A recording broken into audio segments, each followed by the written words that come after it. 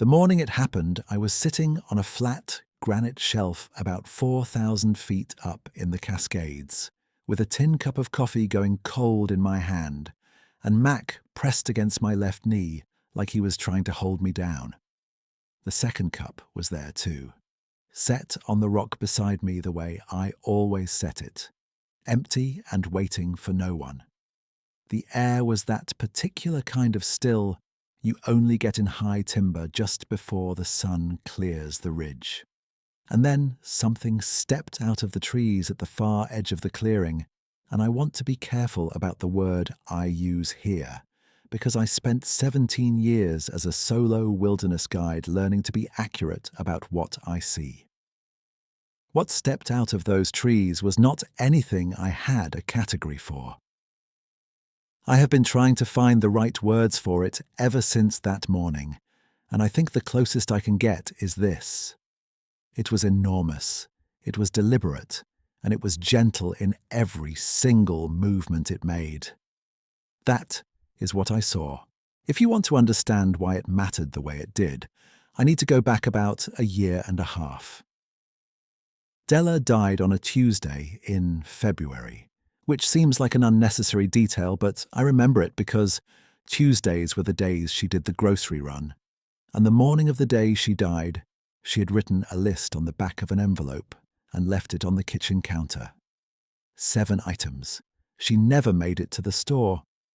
The illness moved fast, faster than any of us expected, and I think the speed of it was the thing I could not accommodate for a long time afterward. I was 56 years old and I had spent 17 years as a solo guide, which meant I had spent 17 years learning to read conditions, to anticipate change, to keep myself from being surprised by anything the backcountry could produce. And then something happened in my own house that I could not read coming, and could not do one useful thing: to stop. We had been married 31 years. She was the kind of woman who knew where everything was, not because she was tidy, but because she paid attention. She remembered that I kept the spare valve cover gaskets in the green toolbox, not the red one. She remembered that the border collie pup we got when he was 8 weeks old, the one I had planned to name Duke, clearly had no interest in answering to Duke, and so she started calling him Mac, and he answered to that from the first day. She was the one who always packed 2 of everything when I prepped for a trip. The second set of everything slipped in quietly so I would find it in the field. 2 rolls of tape, 2 backup fire starters, 2 enamel cups. I had been using those 2 cups for 16 years. One was mine and one was hers, even though she had never once been on a trail with me. She was a home person. She would have been miserable in a tent. But when I was out for 4 or 5 days at a stretch, she told me once, she liked knowing I had something of hers along. So she packed her cup in my kit and I set it out at camp each morning, and I drank from mine and hers sat there beside me on whatever log or rock I was using as a table. We both understood this as a reasonable arrangement. I never thought about it as a ritual at the time. It was just a thing we did. After she died, I did not guide for 6 months. I told Carl I was taking the season off. Carl runs the supply post at the Ridgecrest trailhead, has for 20 years, and he is not the kind of man who asks questions when another man tells him plainly what he needs. He just said he understood, and that my spot on the roster would hold. The 6 months I spent at home I do not talk about much. I kept the house. I fed the dog. I drove past the hardware store where Della used to stop and visit with Marge at the counter, the woman who had worked there since before either of us moved to the valley, and I did not go in. I bought what I needed at the shop over in Ridgecrest instead. I ate dinner at the kitchen table in the same chair I always sat in, but the kitchen felt like a larger room than it had ever been before, and I could not tell you why. Something stays the same size and feels bigger. The 2 cups I left on the shelf above the wood stove. I did not put them away, and I did not take them down. They just sat there, and I walked past them every morning when I put the kettle on. I went back to guiding in early September, 7 months after Della died, which was 1 month longer than I had told Carl. He did not say anything about that either. The first trip back was a 4-day route I had done probably 40 times. Terrain, I knew the way. I know the creak pattern of my own porch steps. And I brought Mac along because he was 11 years old by then and not well suited to being left with neighbours for 4 days. And also because I did not want to be alone at 4,000 feet without something alive and warm nearby. Mac had never been on a trail. He took to it the way border collies take to most things, seriously and without complaint. I want to be honest about why I planned the trip that is at the center of this story. It was not to heal. I was not looking for anything. I had long since stopped expecting the woods to give me anything beyond what I brought to them, which was my own attention and a willingness to be cold and tired in exchange for the particular quality of silence you can only find above 2,000 feet on a clear October night. I took the trip because Della and I had planned it together. She had never been a trail person, but she had been a planner, and one rainy evening, about 3 years before she died, we sat at the kitchen table with a topographic map spread between us, and she had pointed to a specific 5-day route in the North Cascades and said she thought I ought to do that one. Not with a group, just me and whatever I needed to carry. She liked the shape of it on the map. She said the route looked like it was trying to complete something. I had put it off. The timing was never right. There was always a group booking or a maintenance week at the post or some other reason to defer it. After she died, the idea of that particular route sat in the back of my thinking like an unfinished job, and I finally decided to go in October, when the deciduous things had mostly dropped, and the light had that flat grey quality that I have always found clarifying, rather than depressing. I put Mac's pack on him, stuffed my kit, and drove to Ridgecrest on a Wednesday morning. Carl was at the supply post when I pulled in. He checked my route card and my emergency beacon and handed me a folded wax paper bag with 4 biscuits in it, which was something he did for certain guides and which meant he had been told by someone or other that I had had a hard year, and he was addressing that without addressing it. I thanked him. He waved it off. I drove up to the trailhead, locked the truck, and put my pack on. The first 2 days were what any solo trip is at the start. The body recalibrating to weight and grade, the mind going quiet by small degrees as the trailhead parking lot dropped below the tree canopy and the sounds of asphalt and engine faded out.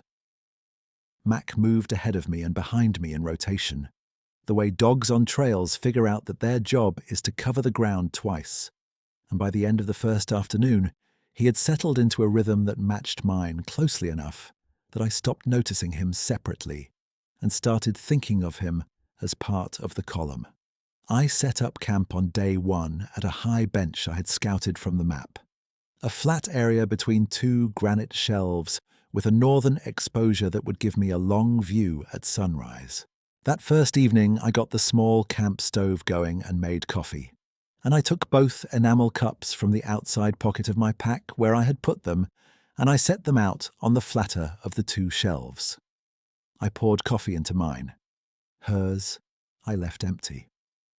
Mac lay down about 3 feet away and watched me with the patient attention of a dog that has learned not to expect a meal from every human food preparation. And I sat there until the light went grey and the first stars came up behind the eastern ridge. I am not a person who cries easily. I am not saying that to establish something about my character. I am saying it because it is accurate, and because what happened on that granite shelf in October deserved accuracy. I sat there with my cold coffee and the empty cup, and I did not cry. I just felt the dimensions of the silence, which were larger than I had expected, and I watched the stars come up, and eventually I went to bed. Day 2 was hard going because the route climbed through a section of downed timber from a winter blow 2 years back, And picking a line through that kind of debris with a loaded pack takes twice the time and 3 times the attention of clean trail. And by the time I made camp at the upper bench, I was tired in the specific way that means the body has been working all day without complaint and would like the record to show it. I ate, gave Mac his, and was asleep by 9. Day 3 is where I need to be careful, because this is where the account gets harder to carry plainly. I want to say something first, and it is not a throat-clearing thing, it is the relevant thing. I have spent 17 years in wilderness terrain. I know what I am supposed to hear at different elevations and in different forest types and at different hours of the day. I know the sound of a raven working a thermals and the sound of a raven sitting still in timber and the difference between those two sounds. I know the way Steller's jays behave when there is a raptor in the area, and the way they behave when there is a mammalian presence of sufficient size working below the canopy. I know these things not because I studied them out of a book, though I did read those books, but because I have been paying attention in this specific landscape for the better part of 2 decades. I am telling you this so that what follows has a context it deserves. On the afternoon of day 3, around 4:30, the bird sound stopped. Not gradually, the way it does at dusk when things settle into their night routines. Abruptly. One moment the hemlock stand to the north of camp was carrying the ordinary late afternoon chorus, and the next moment it was not. The kind of cut-off that happens when something moves through an area at a scale that registers. I sat up from where I had been reviewing the next day's route on the topo and looked towards the hemlocks. Mac, who had been flat on his side in the afternoon sun, lifted his head. He did not growl. He did not raise his hackles. He just lifted his head and looked at the hemlocks with the attentive calm of a dog who has detected something worth knowing about and has decided it does not require alarm. I watched the tree line for about 10 minutes. Nothing moved that I could see. The bird sound came back gradually, the way it does, and after a few minutes the hemlock stand sounded like itself again. I have spent a lot of time in bear country. My first explanation was a bear working the low brush on the north side of the bench, which would be a reasonable thing for a bear to do in October, when the last of the huckleberries are still on. The birds would have gone quiet for a bear of sufficient size. That was reasonable. I accepted it and went back to the map. But I kept noticing Mac. He did not lie back down for a long time. He sat up and faced north, and his ears stayed forward. And once or twice he turned his head a few degrees east, tracking something I could not hear. After about 20 minutes, he finally settled back onto his side. I scratched his ear, and he thumped the ground twice with his tail. That evening I set out the cups as usual, drank my coffee as the sun dropped behind the western ridge, and watched the alpenglow come and go on the granite above me. The second cup sat at the edge of the flat shelf, empty, catching the last of the light. I noticed, in the way you notice something small and then set it aside, that the air on the north side of camp had a quality to it that was slightly different from the ambient air. Not a smell exactly, a density. I thought about the bear again and decided it was probably still moving through the low brush on the north slope. I put the cups away and turned in. On day 4, I found the sapling. It was about 60 feet from camp at the edge of the hemlock stand, a young subalpine fir maybe 8 feet tall. 3 of its lower branches had been woven together in a loose braid, interlocked in a pattern that required fine motor control and a specific kind of attention to execute. I stood in front of it for a long time. I am a person who observes things carefully before deciding what they mean, and what I observed was this. No wind event produces that result. No bear produces that result. A bear will push and rub and break, but it will not weave. The branches were not broken. They were bent and interlocked with a precision that required intention, and the intention was legible even to me. Standing there at 58 years old with 2 decades of fieldwork behind me, and a strong preference for explanations that fit into known categories. I could not make this one fit. I walked the perimeter of the camp slowly, looking at the ground. The soil near the tree line was soft enough from recent rain that it held impressions, and what I found in the soft ground at the edge of the hemlocks were tracks. Not boot prints, not paw prints in any configuration I recognized. Long oval depressions with a toe pattern at the front that suggested a bipedal gait and a stride length that I measured by stepping it out against my own stride. Whatever made those tracks had a stride of roughly 60 inches. I am 5 feet 11, and my stride on flat ground is about 30 inches. I measured it against my boot 3 times because I wanted to be sure I was reading the ground correctly. I was reading it correctly. I stood at the edge of the hemlock stand for a while longer, looking at the trees and not seeing anything. The birds were going about their business. Mac had followed me out from camp and stood beside me with his nose working, and his tail was doing a slow, easy wag, which is the tail behavior of a dog that smells something interesting and non-threatening rather than the stiff, low posture of a dog that smells something it has assessed as a problem. I went back to camp. I sat on the granite shelf with another cup of coffee, and I thought carefully about what I had found. I was not frightened. I want to be precise about that. I was not afraid in the way that produces adrenaline and the urge to move fast. I was unsettled in the way that produces careful attention, which is different and is the appropriate response when you encounter something your existing categories do not accommodate. I have encountered things in the field that temporarily exceeded my category set, and the appropriate response has always been to observe more carefully and resist the pull toward premature conclusions. That is what I tried to do. That afternoon, around the same hour as the day before, the bird sound cut off again. This time it stayed off longer, and this time Mac did not just lift his head. He stood up, walked to the edge of the granite shelf, and sat down facing north with an alertness that I would describe as respectful rather than defensive. His ears tracked slowly east and then back north, the way a dog's ears will follow a sound source that is moving. I sat very still, and I watched the tree line. For about 3 minutes, nothing. Then, at the far eastern end of the hemlock stand, where the trees thinned toward an open slope, something was there. It was large enough that even at 60 yards its presence changed the visual weight of the tree line. It was not moving, not the way the branches were moving in the afternoon wind.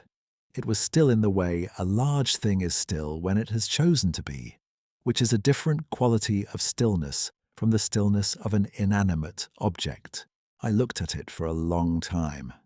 The light was wrong for detail at that distance and in that shadow. And after another 2 or 3 minutes, the quality of the shadow changed, and I could not find the shape any more. I did not sleep easily that night. I want to be clear about something. I have told this story twice before telling it now. Once to Della's sister Ruth, about 8 months after I got home. Once to a guide I have known for 12 years, who I trusted to hear it, without turning it into something it was not. Both times I told it carefully, and both times the person listening went quiet in the way people go quiet when they are deciding whether to believe you or to be kind to you.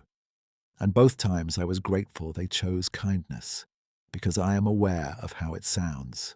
I am a 58-year-old man who spent 17 years in wilderness terrain, and who makes his living on the basis of his observational credibility. And what I am describing does not fit the category set I have operated from for most of my adult life. I know that. I have not stopped knowing it. What I have stopped doing is letting that knowledge be the end of the accounting. Day 5 began before dawn. I woke to Mac standing at the tent door, not scratching, not whining, just standing there with the focused stillness that means he wants out and is being polite about it. I unzipped the fly and he went out into the dark and stood on the granite shelf. I pulled on my layers and my boots and followed him. And when I got outside, I saw that the sky had gone that particular pre-dawn shade that is not black and not blue, the colour of deep water seen from above. I put the stove on for coffee. I took both cups out of my pack and set them on the flat shelf the way I had every morning of the trip. Poured mine. Set hers empty beside it in its usual spot, the rim of it catching the first grey light. Mac was facing the hemlocks. His posture was not alarm. He was standing with his weight forward, ears up, tail doing the slow, easy movement that meant he was tracking something he had assigned to the non-threat category. And I crouched beside him and looked at the tree line and could not see anything yet. Then the bird sound stopped, not gradually.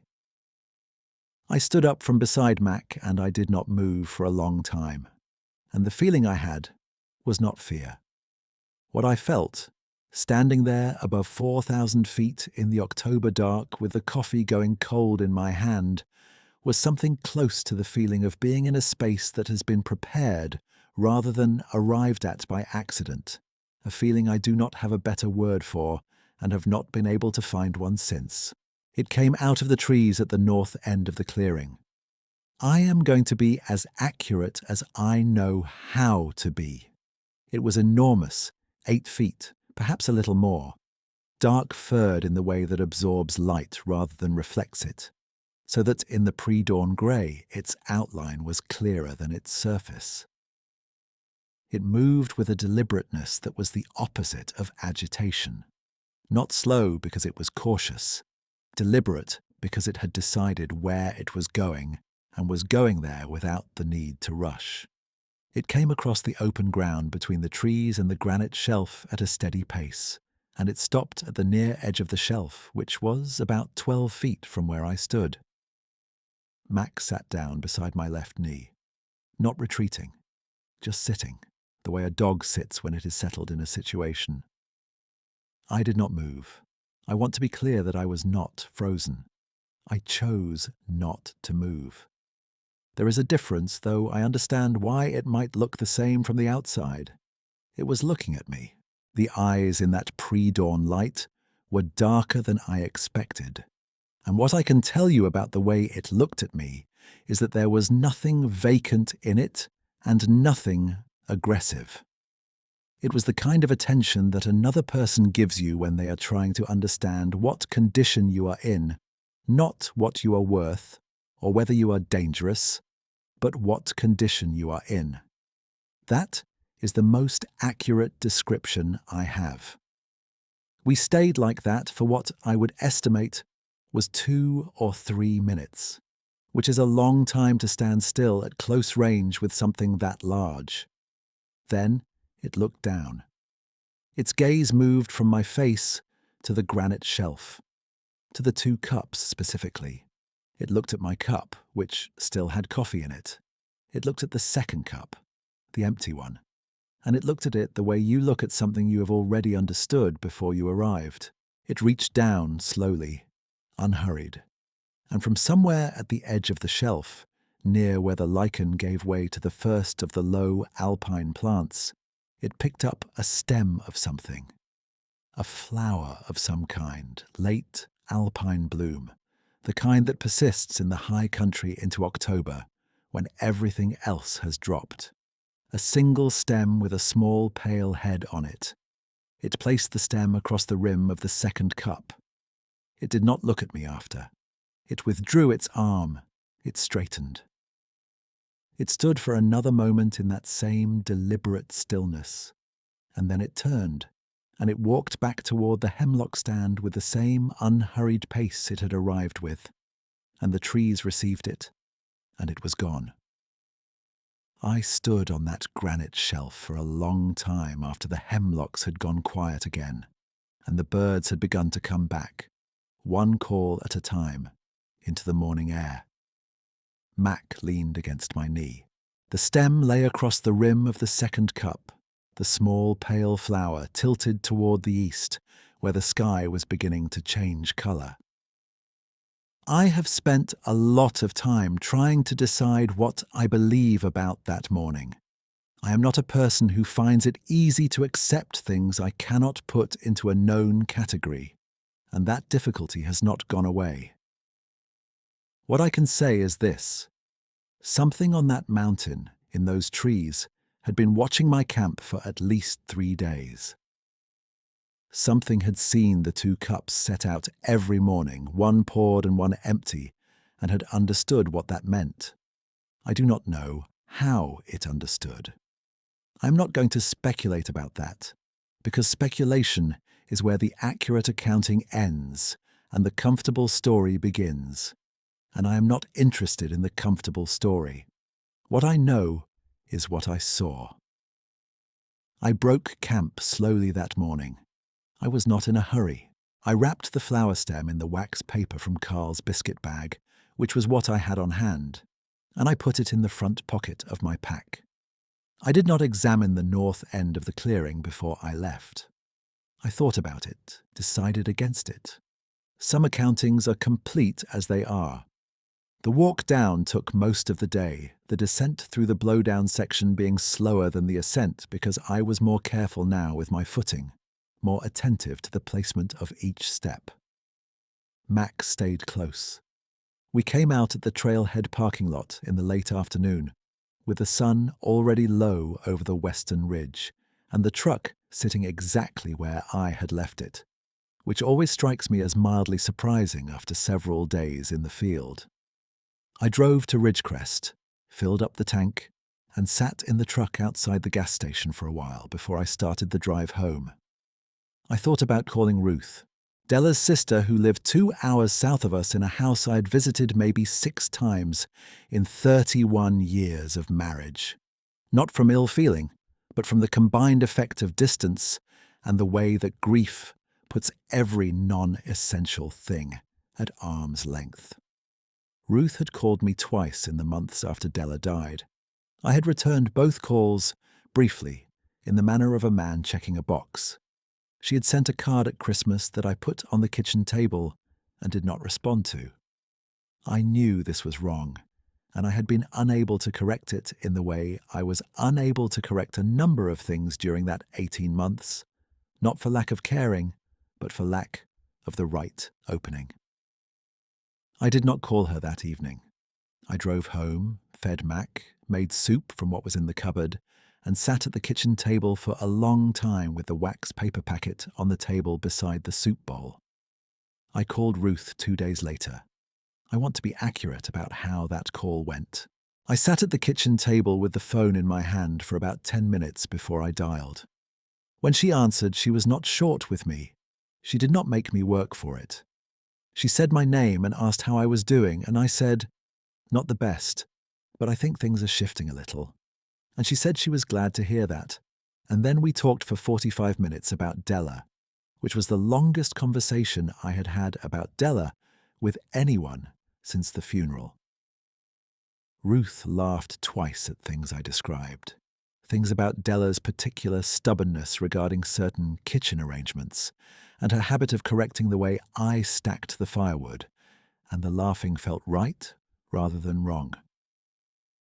It felt like the right register for the subject. I did not tell Ruth about the mountain. I am not ready to know what she would make of it, and that is all right. The 2 enamel cups I moved from the shelf above the wood stove to the shelf above the kitchen counter. Where they had been before, I do not know when I moved them. I noticed one morning that I had, the way you notice a decision you made in your sleep. They sit there now, both of them, hers and mine, with the same inch of space between them they always had. I went back to guiding in the spring. The first trip of the season was a 4-day loop I had done many times, and I took Mac again, And the first morning in camp, I set both cups out and poured coffee into mine, and set hers beside it the way I had done for 16 years, and it felt less like a wound and more like a form of company. That was different from how it had felt the previous October, and the difference was not small. I ran into Carl at the supply post in April when I was pulling route cards for the season. We talked about the winter snowpack and about a trail washout on one of the northern approaches that would need rerouting. Before I left, he asked if the October solo had gone well, the way a man asks a question he already partly knows the answer to. I told him it had been a good trip. He nodded. I put my route cards in my shirt pocket and went out to the truck. That was the whole account. I have not told it more fully than that to many people. I am telling it now because I think the people who will understand what I am saying are people who have set something out for someone who could not receive it anymore, and who know what it means to have that gesture witnessed. And I think those people are more numerous than the world generally acknowledges. I still do not know what was in those trees. I have been around long enough to know that the list of things I do not know is considerably longer than the list of things I do, and I have made my peace with that. What I carry from that October morning is not an explanation. It is something smaller and more durable than an explanation. Months after I came down from that mountain, on a grey March evening when the rain was coming steady off the ridgeline, and Mac was asleep on the mat by the wood stove, I was standing at the kitchen counter making coffee, and I looked up at the 2 cups on the shelf, and I thought about how Della had told me once that the route I finally walked looked like it was trying to complete something. I thought she was talking about the shape of it on the map.